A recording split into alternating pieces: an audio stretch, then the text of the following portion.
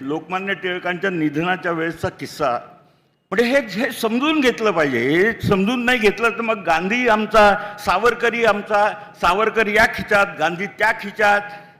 मला स्वतःला स्पष्ट दिसतं की गांधीकडे बघायचं असेल तर तुम्हाला सावरकरांकडे पाठ करणं अपरिहार्य आहे. असं होत नाही. म्हणजे लोकमान्य टिळकांचं निधन होतं, त्यांची अंत्ययात्रा कशी निघायची, काय करायची, काय विधी असतील वगैरे याची रात्रभर चर्चा झाली असते, घमासान चर्चा झालेली असते. निधनाची वार्ता समजल्यानंतर गांधीही तिथे जातात आणि जेव्हा तो सरदार गृहामधून लोकमान्य टिळकांचं पार्थिव खाली आणत असतात तेव्हा गांधी खांदा द्यायला जातात. खांदा द्यायला जातात म्हटल्यानंतर सगळे टिळक अनुयायी गांधीला खेचतात मागे. एकदम गांधी हैराण होऊन जातं, का खेचताय? तो म्हणते तुम्ही ब्राह्मण नाही आणि टिळक महाराज ब्राह्मण असल्यामुळे तुम्ही त्यांना खांदा देऊ शकत नाही. 3 मिनिटं गांधी अस्वस्थ आहेत. पण हा हटकोर तो माणूस असलाच पाहिजे, कारण दक्षिण आफ्रिकेमध्ये हटकोरपणा त्यांनी सिद्ध केलेला आहे आपला. त्याच्यानंतर 5 मिनिटं विचार करून बिलकुल एका तिरीमिरीमध्ये खांदा द्यायला जातात. त्यांचा गांधीचा आविर्भाव पाहून कोणत्याही अनुयायाला त्यांना अडवायची हिंमत होत नाही, कारण त्यांच्या लक्षात येतं की आता हा तमाशा करणार आहे.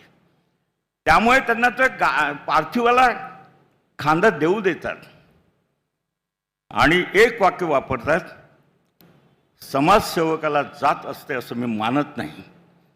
बरं, गांधी तिथे थांबत नाही. गांधी तिथेही थांबला असता कदाचित तर ग्रंथातले काहीतरी समर्थनार्थ पुरावे काढता आले असते ना. काही झालं तरी गांधी हिंदू होता, कोणत्याही जातीचा का ना.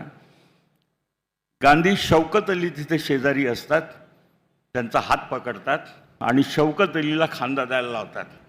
आता गांधी तिथे आहे म्हटल्यानंतर आणि गांधी आता परत तमाशा करेल म्हटल्यानंतर अडवायची ताकद होत नाही.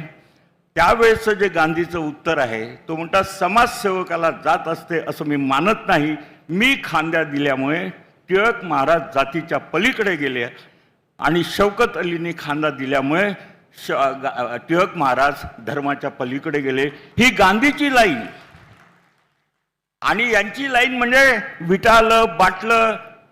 गांधीमुळे 16व्या ओळ्यातलं स्वातंत्र्य मिळालं नाही, ही यांची पोटदुखी आहे.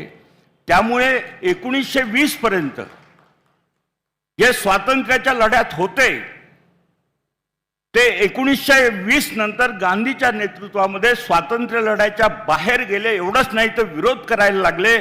आणि 1920 मध्ये नागपूरच्या अधिवेशनामध्ये गांधी तर मग हेच करतो, म्हणजे काय विचारायला आता गांधीला आपण. म्हणजे नागपूरच्या त्या अड्ड्यात जे अधिवेशन ठरवलेलं आहे मुंजेंनी, हेडगेवारांनी, खापर्डेंनी त्यांनी मागवून घेतलेलं आहे. त्यांची अशी अपेक्षा आहे की टिळक त्या सगळ्या संमेलनाचे सर्वेसर्व असतील.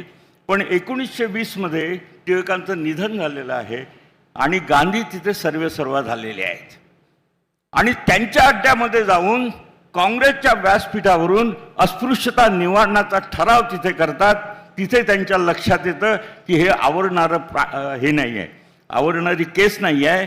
त्यामुळे आता आवरणं काय शक्य आहे तर जास्तीत जास्त स्वातंत्र्य लढ्यामध्ये हे लोक जे गांधीच्या भाळून किंवा प्रेमामध्ये या सगळ्या स्वातंत्र्य लढ्यात चाललेले आहेत, हे बाटवलेल्या स्वातंत्र्यापासून लोकांना अलग कसं ठेवायचं याच्यासाठी राष्ट्रीय स्वयंसेवक संघाची 1925 मध्ये स्थापना झाली.